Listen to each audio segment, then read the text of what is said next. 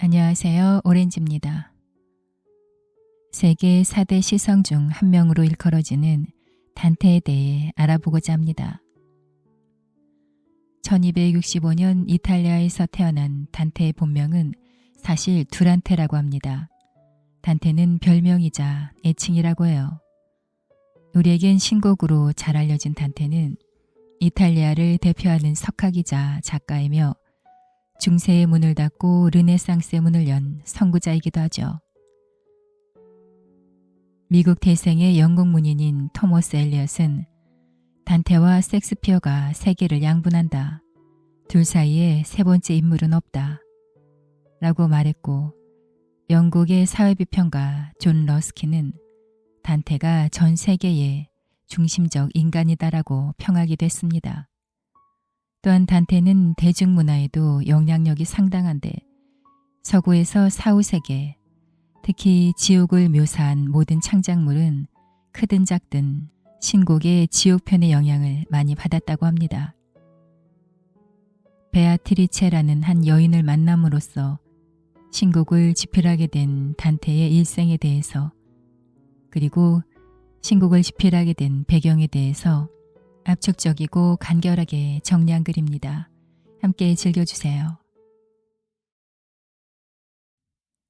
작가 오스카 와일드는 이런 말을 남겼다. 남자는 여자를 사랑하게 되면 그 여자를 위해서 무엇이든지 해주지만 단 한 가지 해주지 않는 게 있다. 그건 바로 영원토록 그녀를 변함없이 사랑해주는 일이다. 즉 남자의 사랑은 그만큼 유효기간이 짧다는 의미다. 물론 오스카 와일드가 일반화의 오류를 범한 것이고 남자도 사람 나름일 것이다. 어떤 이는 자신의 첫사랑을 마음속 보물상자에 담아 자물쇠까지 채워 무덤 속까지 가져가는 일편단심 민들레 파이기도 할 것이다.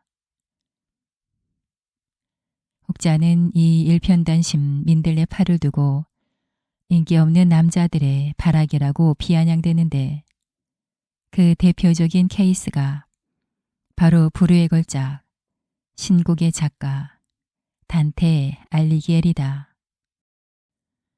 단테는 정말로 독할 만큼 지고지순하다고밖에 달리 표현할 말이 없는 짝사랑의 열병을 평생에 걸쳐 앓았고, 그것도 부족해 인류 역사상 길이 남을 불후의 명작으로 그 사랑의 자취를 문신처럼 영원토록 남겼다.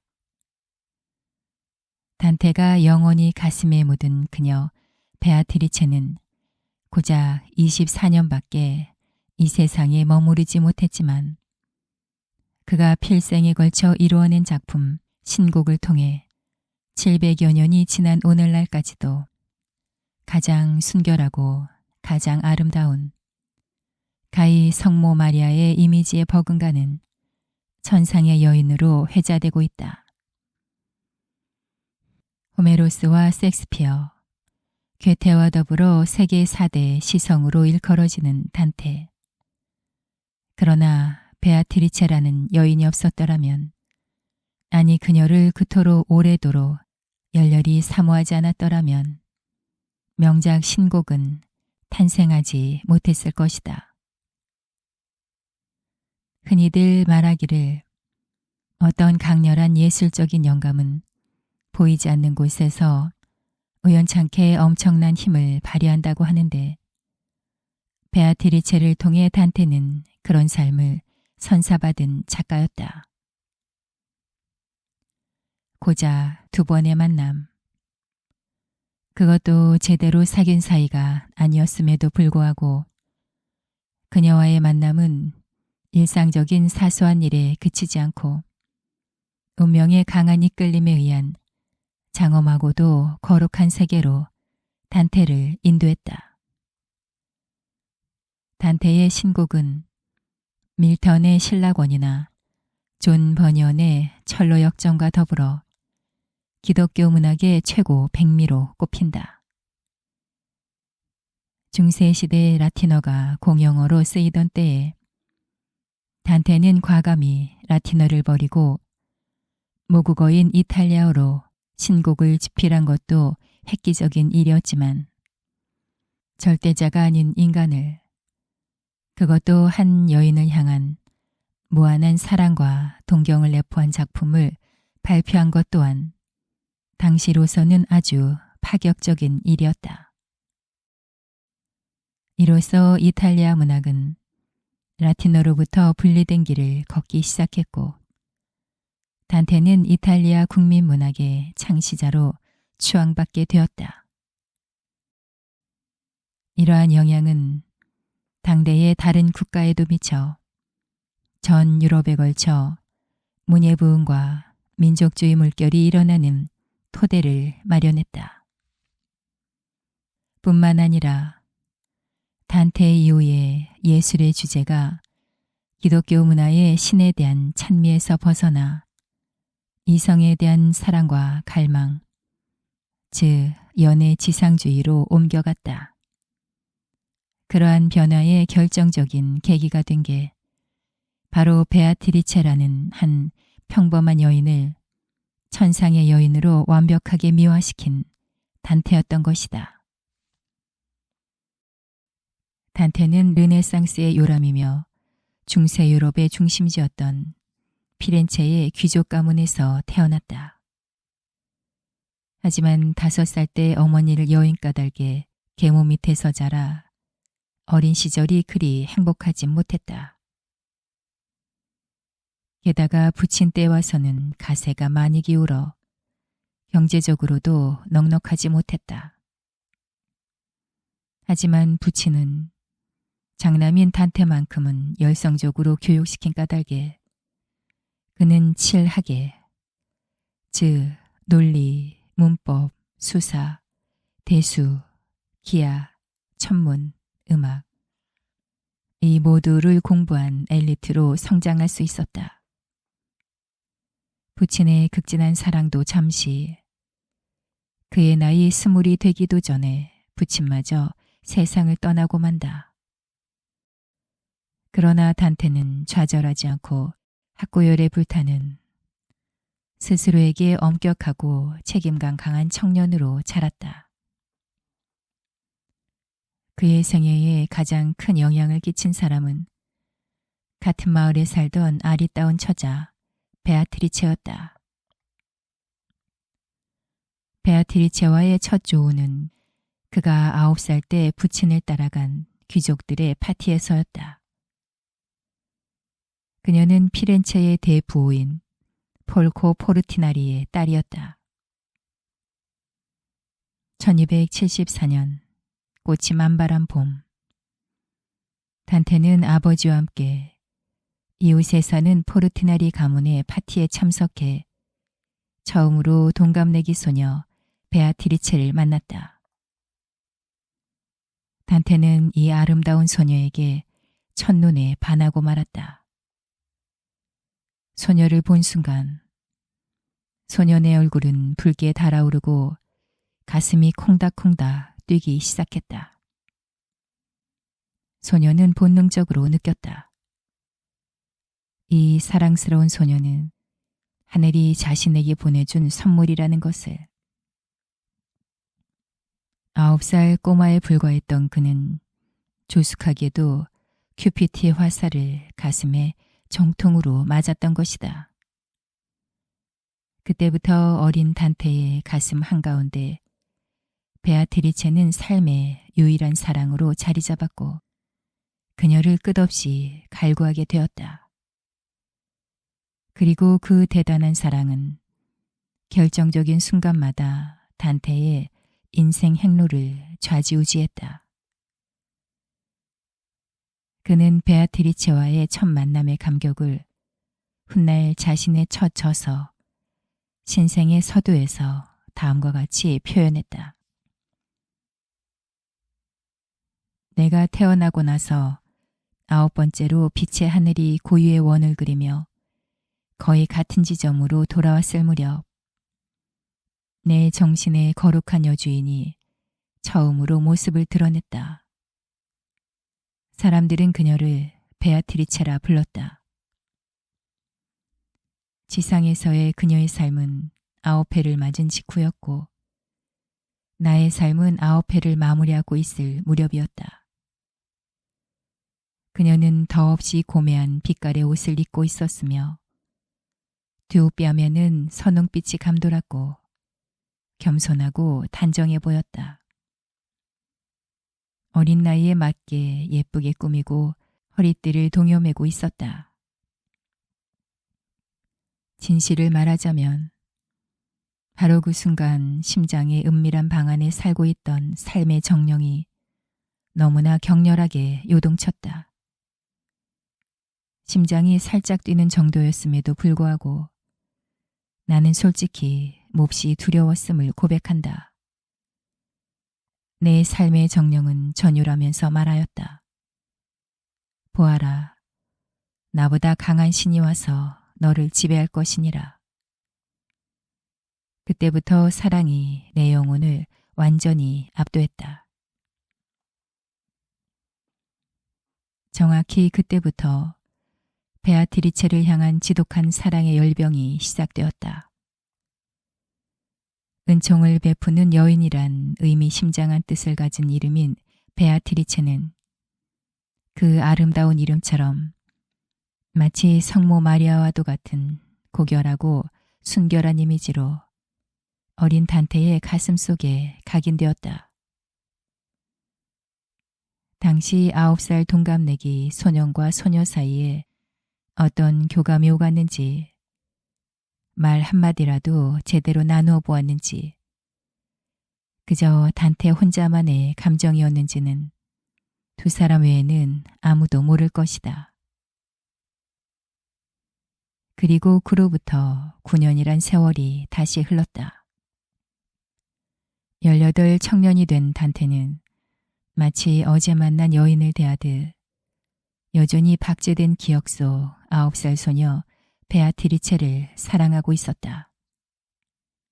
그에게의 사랑은 오로지 그녀 한 사람뿐이었으니까. 제 아무리 한마을에 사는 이웃이었지만 당시에는 지금처럼 여성의 바깥 출입이 자유롭지 못한 데다 거의 영주급인 대부호의 교수다 보니 9년이란 세월이 흐를 동안 단테가 베아트리체 얼굴을 보기란 하늘에서 별을 따기만큼 어려운 일이었다. 그러던 어느 날 운명은 그에게 짓궂은 장난질을 벌였다. 18 혈기왕성한 청년 단테는 피렌체의 베키오 다리를 건너다 중간 지점쯤에 이르렀을 때 맞은편에서 걸어오는 한 여인을 보고 깜짝 놀랐다. 바로 9년 전에 필이 확 꽂혔던 첫사랑 베아트리체였다. 9년 전에 앳된 소녀티를 벗고 어느새 제법 성숙한 여인의 향기를 풍기는 베아트리체. 그는 그렇게 다시 그녀를 만나게 되었다. 운명처럼. 단테는 서정시를 덧붙여 맑고 산뜻한 문체로 쓴 산문작품 신생에서 베아트리체와 자신의 두 번째 만남에 대해 다음과 같이 표현했다. 많은 세월이 흘렀다. 그 사랑스러운 여인이 내 눈앞에 처음 나타나고 어느덧 9년이란 세월이 흘렀다. 그러던 어느 날 그 아름다운 아가씨가 순백색의 옷에 감싸여 고매해 보이는 두 중년 부인과 함께 다시 모습을 나타냈다. 그녀는 수줍은 표정으로 어정쩡하게 서 있는 나에게 눈길을 돌렸다. 그리고 이루 말할 수 없이 아립답고 영원히 길이 남을 고결한 자태로 나에게 인사를 했다. 나는 이 세상의 모든 지고한 행복을 맛보는 것 같았다. 그녀의 상냥한 인사말이 내 귓가를 울린 시각은 9시가 분명했다. 생전 처음으로 내 귓전을 울린 그녀의 말을 듣고서 나는 환희에 넘쳐 뭔가에 홀린 사람처럼 급히 사람들 사이를 헤집고 나왔다. 신생에서 단테는 베아트리체의 아름다움과 선량함에 대한 찬미, 그녀가 자기에게 상냥하게 대할 때 느낀 자신의 격렬한 감정의 소용돌이, 스치듯 만나고 지나쳤던 두 사람의 인생에 일어난 사건에 대해 구구절절 설명했으며 그녀를 향한 자신의 감정을 솔직하게 고백했다. 이런 기록을 바탕으로 두 사람의 공식적인 만남은 2번에 그친 것으로 보지만 비공식적으로는 한두 번 정도 더 만나지 않았을까 추측된다. 그러나 몇 번을 더 만났던들 두 사람의 사랑이 현실적으로 이루어지기는 애초에 불가능했다. 단테는 앞서 언급했듯 귀족 가문 출신이다. 그의 조부는 신성 로마 제국의 황제를 섬겨 십자군의 참가에 전사한 피렌체의 기사였다. 하지만 아버지 때에 이르러 단테의 가문은 서서히 몰락의 길을 걷고 있었고 반대로 베아트리체는 피렌체 대부호 가문의 딸이었다. 우리식으로 빗대어 말하면 영의정의 딸과 평민 수존으로 몰락해 이름만 남아있는 양반집 아들쯤 됐던 것이다. 게다가 당시 풍습대로 두 사람에게는 이미 집안끼리 정원한 상대가 각자 있었다.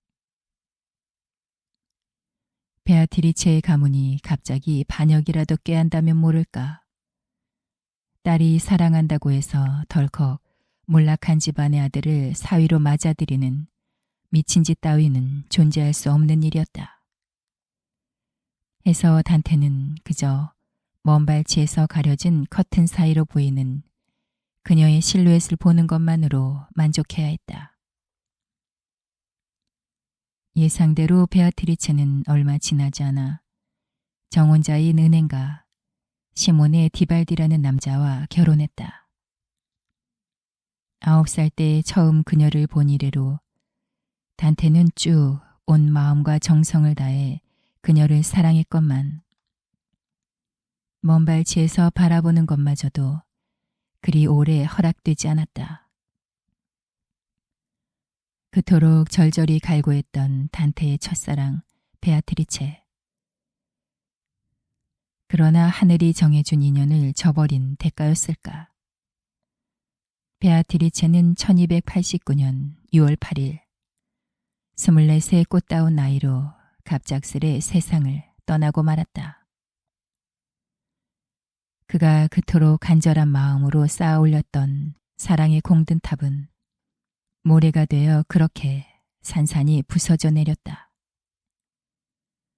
손 한 번 잡아보지 않았어도 입맞춤 한 번 해보지 못했어도 단테에게 있어 그녀의 죽음은 일생일대의 가장 큰 충격이었고 남은 생애 동안 짊어지고 살아야 할 처절한 고통이었다. 저서 신생에서 단테는 베아트리체의 죽음을 전해 들은 날을 가슴 절절하게 표현하며 그 사건이 일어난 뒤 괴로운 마음을 표현한 몇 편의 시를 남겨놓았다.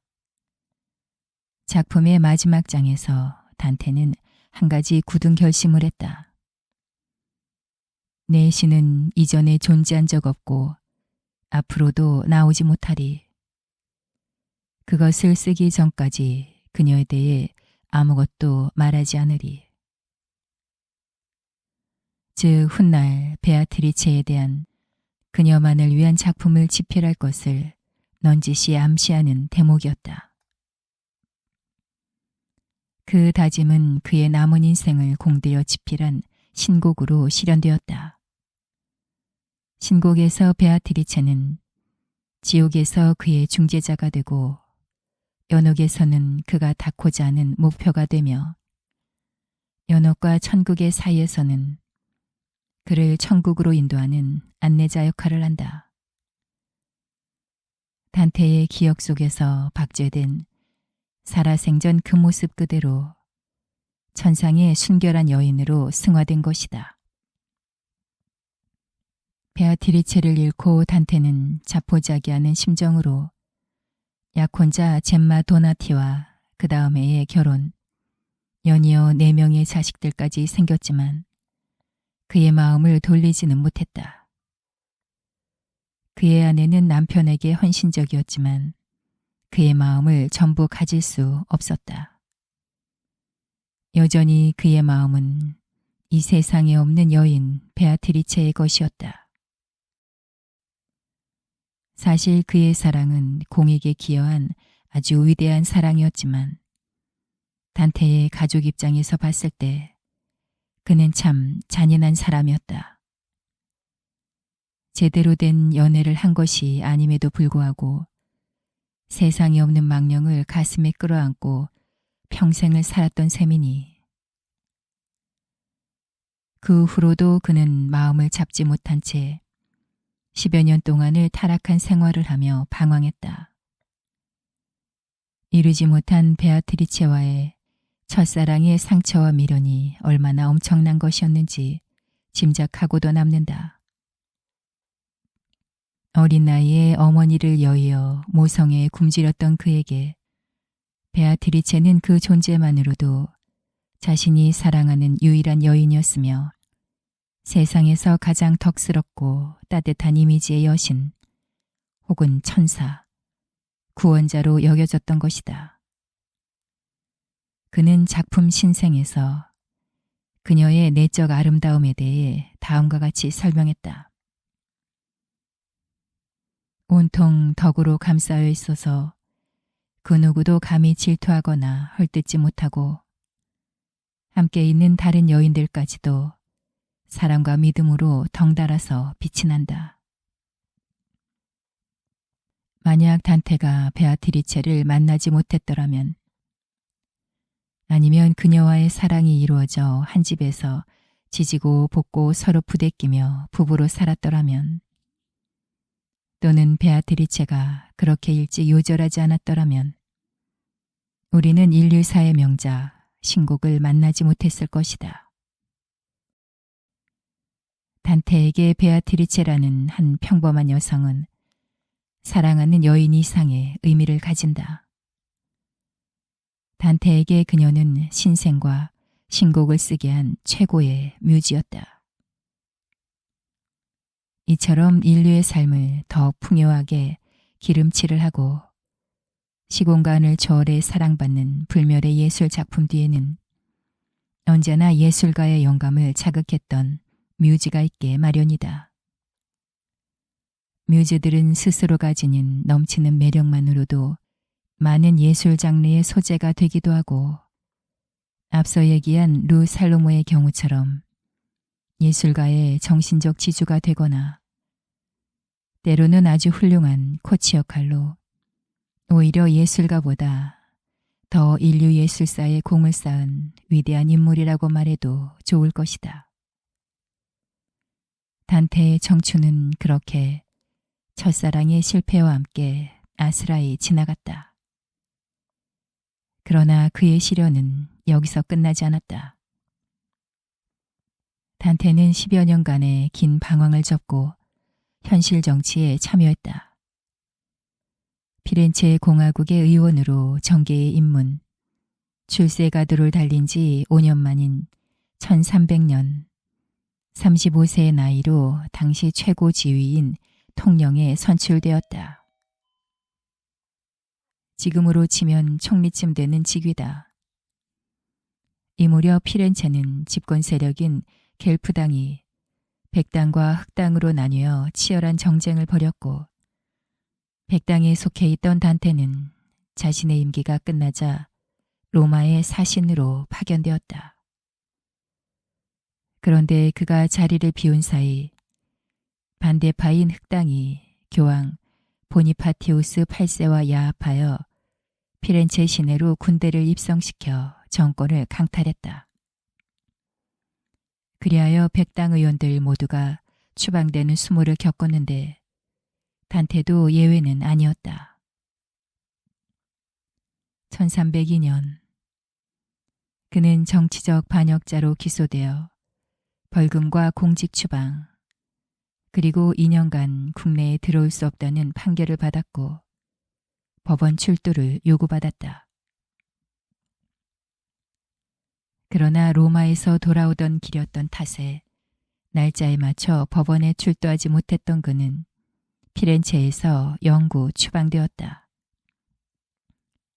그것만으로는 부족하다고 생각했는지 피렌체의 정부의 눈에 띌 경우 붙잡아 화형에 처한다는 무시무시한 판결이 내려졌다. 이후 그는 베아트리체와의 아슬한 추억이 어린 사랑하는 조국의 흙을 두 번 다시 밟지 못했다. 이때부터 유럽 각지를 떠돌며 목숨을 부지해하는 단테의 고독한 방랑 생활이 시작되었다. 신곡을 마무리 지을 은총이었는지 다행히 파란만장한 인생을 위로해주듯 아름다운 아드리아해에 축복받은 도시 라벤나가 만년의 단테를 받아주었다.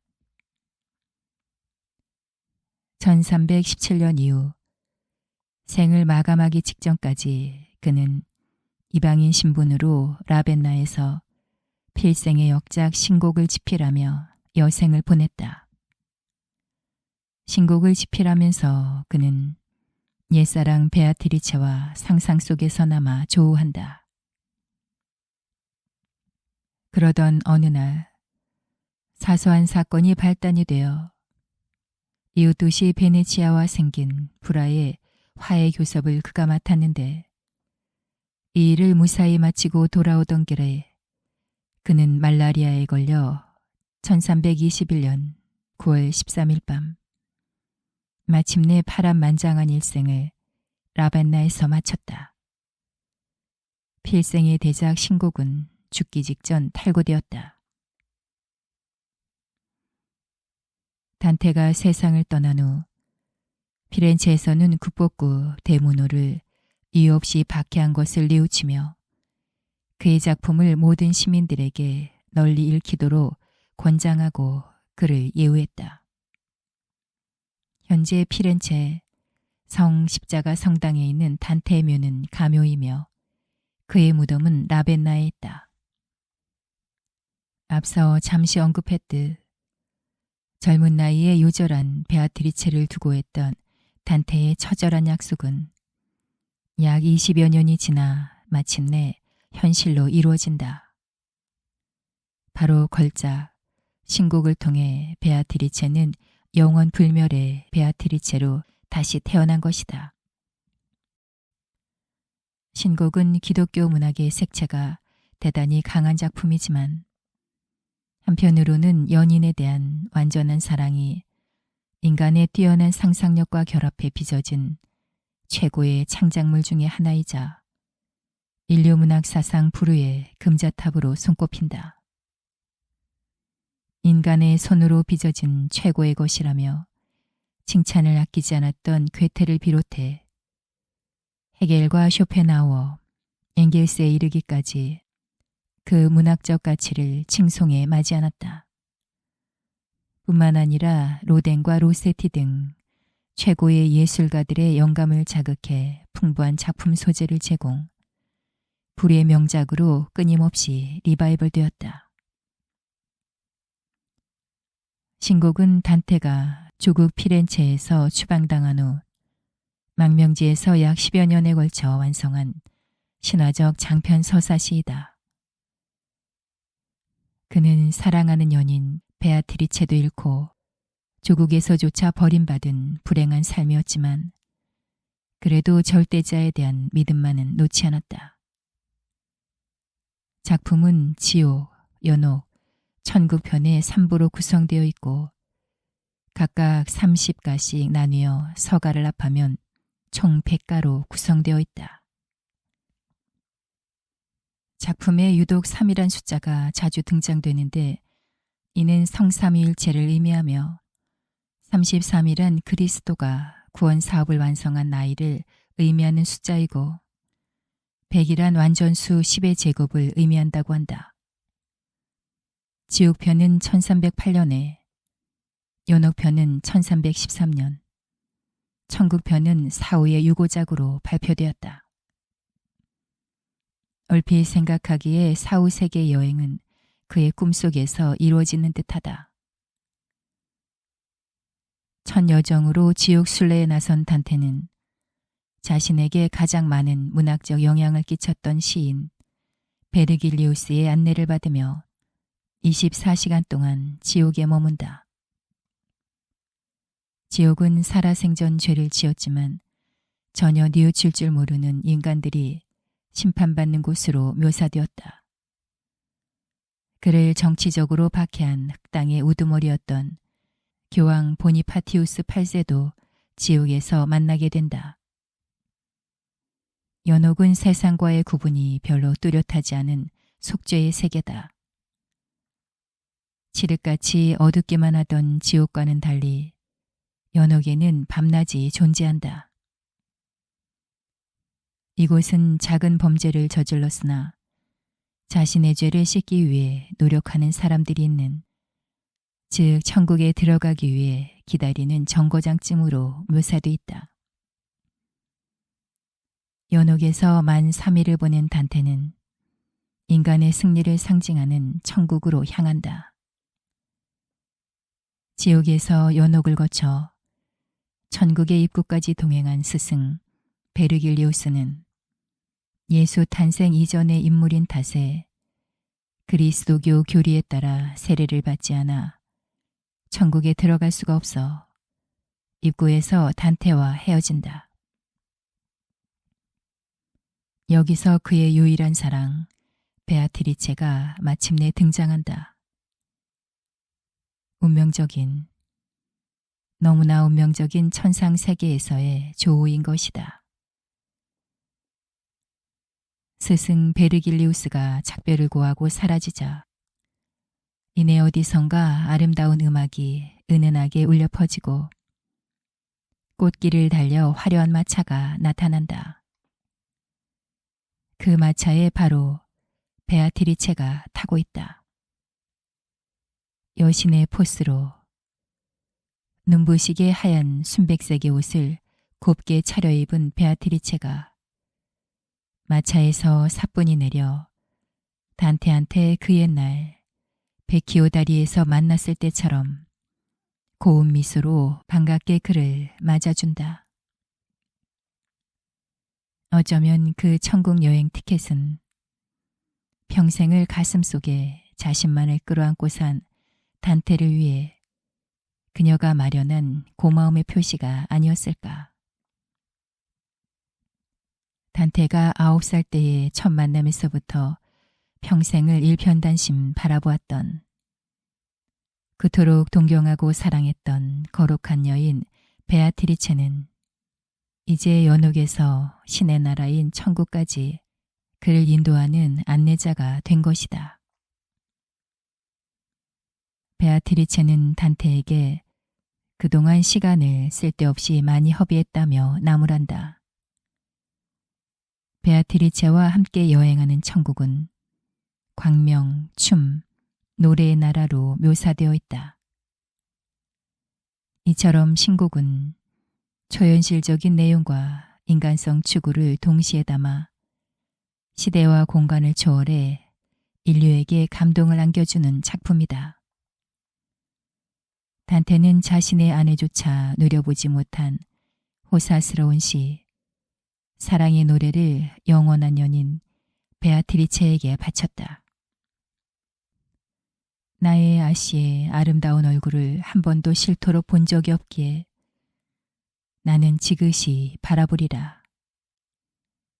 그녀를 바라보며 복이 있는 드높은 곳, 환한 밝음 속에서 오직 신을 우러러 축복하는 천사와도 같이 내 비록 한낱 인간이건만 내 마음에 주님을 우러러 보면 천사에 못지않게 축복을 받고 솟아오르는 넋을 퍼덕이리라. 이런 힘이 그녀에게 있거니 남은 모를지라도 그녀를 바라 그리운 나는 아노라. 베아트리체를 바라보리라 중에서. 그러나 언제나 그렇듯 모든 만남의 끝에는 이별이 자리하게 마련인 것을. 천상에서의 해우도 예외가 아니었다. 단테가 천국의 목표 지점, 즉 절대자와의 만남, 혹은 상상에서 깨어나 현실로 돌아온 등 여러 의미로 해석되는 이 목표 지점에 다다르자 베아트리체는 호련히 사라지고 만다. 그녀는 자신의 임무를 모두 완수한 것이다. 단테는 아스라한 실루엣으로 점점 사라지는 그녀를 향해 안타까이 소리친다. 오, 나의 희망을 키워준 주인이시여. 그대는 너그럽게도 나의 구원을 위하여 지옥에까지 어려운 발걸음을 하였소. 그대의 권능과 자비심에 힘입어 나는 이곳에서 본 모든 것으로부터 힘과 은총을 얻었소. 그대는 힘껏 온갖 방법과 수단을 동원하여 나를 굴욕에서 자유로 이끌어 주었소. 그리고 그대의 고매한 작품을 내 안에서 지키려 하였소. 그대를 통하여 건강해진 내 영혼이 그대를 위하여 육신에서 벗어나기를 나는 간구하였소. 나의 영혼이 저 멀리에서 미소를 지으며 나를 지켜보았소. 그리고 영원한 근원을 향해 몸을 돌렸소. 신곡 속 두 사람의 해우는 짧았지만 현실 세계에서는 도저히 이룰 수 없었던 단테의 강인한 의지와 열정만으로는 현실의 벽이 너무나 강고했기에 무력할 수밖에 없었던 그 완전 무결한 사랑이 어떤 위대한 힘으로 영혼에서 남아 이루어지는 진실된 순간이었다.